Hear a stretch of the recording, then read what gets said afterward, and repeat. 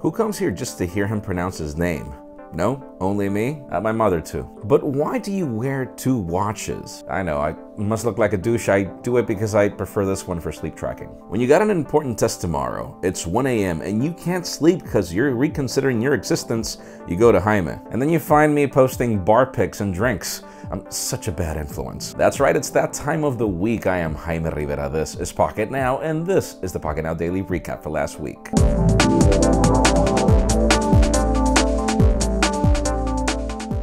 So on Monday, the topic was Apple and the company wanting to build more hardware. Apparently, it wants to build its own GPUs in the future. It wants to get out of imagination technologies in their contract.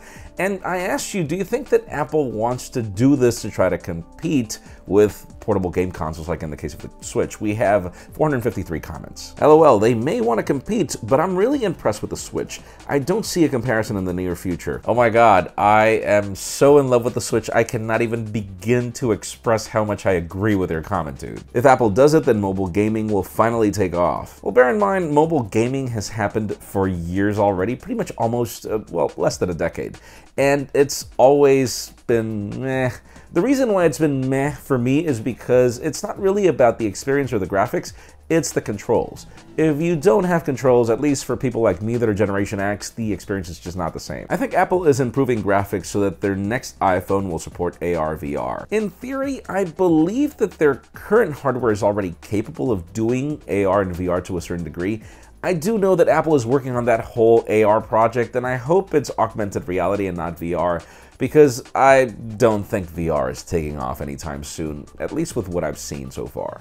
Then on Tuesday, the topic was the Samsung Galaxy S8 and its special edition. Back then it was still just being rumored that there was a 6GB variant, and if you would be willing to pay $1,000 for it. Eventually Samsung announced it. 619 comments. For $1,000, it better match the performance of the 3T and have a better camera than the Pixel, and regular software updates. That is precisely my point. Why would you pay so much money when you could buy 2 OnePlus 3Ts and you can even include a smartwatch in that bundle?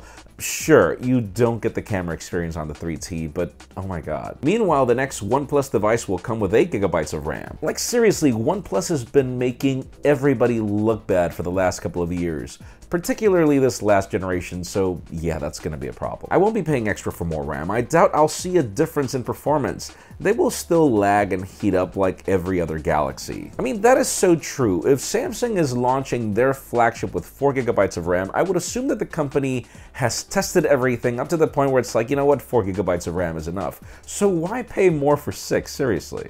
Then on Wednesday, the topic was YouTube TV. I went crazy when I saw the announcement. I actually stopped the recording of the daily and I started over just to test YouTube TV and then talk about it. And I asked you, what do you think about the service? We had 612 comments. Why is YouTube TV more expensive than Netflix? I'm responding to this one because actually a lot of people asked the same question in the comments. This is nothing to be compared to Netflix. I'm not saying that Netflix is inferior, total contraire. I love Netflix. But if you want to watch TV and you don't want to pay so much money for cable in the United States, this is an insane alternative. YouTube TV is probably never coming to my country. It's probably going to take a long time, but I do see this happening everywhere in the future so long as companies are willing to cooperate. It really depends on that mostly, and I think that it's the smartest way to go. The more YouTube can scale, the less expensive the contract is going to be, or the more enticing it'll be for TV operators. So I don't see this being a bad thing in the future, or something that's impossible actually. $35 seems very good. Cable providers are dead, yay. At least in the United States. I mean, in Honduras, for example, I pay, I think, $20 for cable. Then you come to the United States and you pay $100. It's insane. So I do feel that unless cable operators are smart about this, it is the future. Then on Thursday, the topic was the next generation iPhone. We hear that Apple is having yield issues, that apparently the company might find some delays in being able to build the next iPhone. And I ask you, with every competitor that's come out this year, do you think that this will hinder the iPhone X or iPhone 8? We had 621 comments. Apple saw the S8 and delayed the iPhone 8. So current to certain insider information, that's apparently not the case. Companies have been working in the concept of stretching bezels for a while.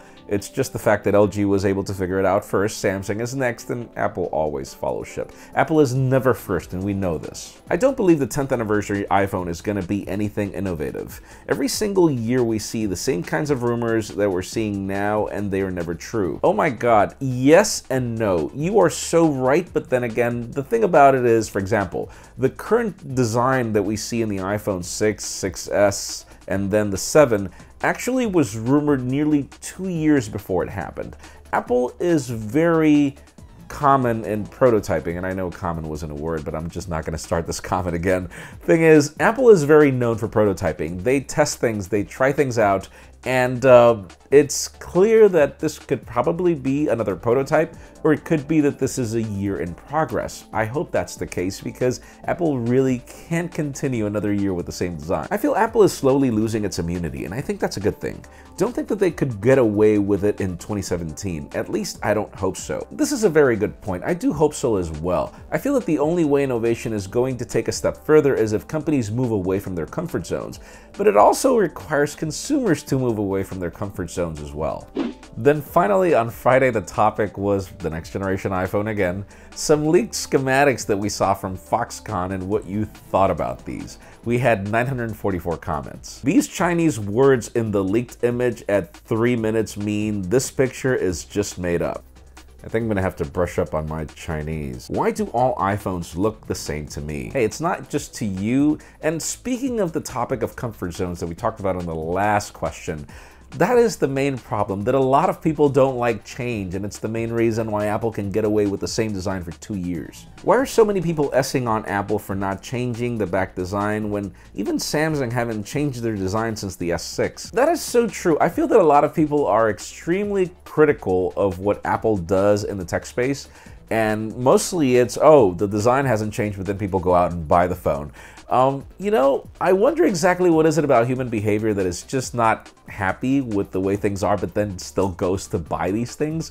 Why not just, you know, prove the comment and not buy them? Because I feel that's the way consumers should behave. But then again, I do feel that there's so many ways you can design a smartphone. You can't really change it much. I mean, even car companies do it. They don't change their designs for 4 or 5 years sometimes. If the design works, if it's functional, and if people like it, then why change it? Good, I do feel that you could just use that same motto to just improve everything internally. The problem is Apple hasn't really done much of that. That's it for the Pocketnow Daily Recap. Thank you very much for watching. If you want your comments to be featured, keep them short, stick to the point, and try to get some thumbs up. It helps us spot them a lot easier. You can also follow us on social media and hit that subscribe button down below for more videos like this one. You can also follow me on Twitter, Jaime_Rivera, on Instagram at Jaime Rivera. Please give this video a thumbs up if you like what you saw. I am Jaime Rivera. Thanks so much for watching. We'll see you next week.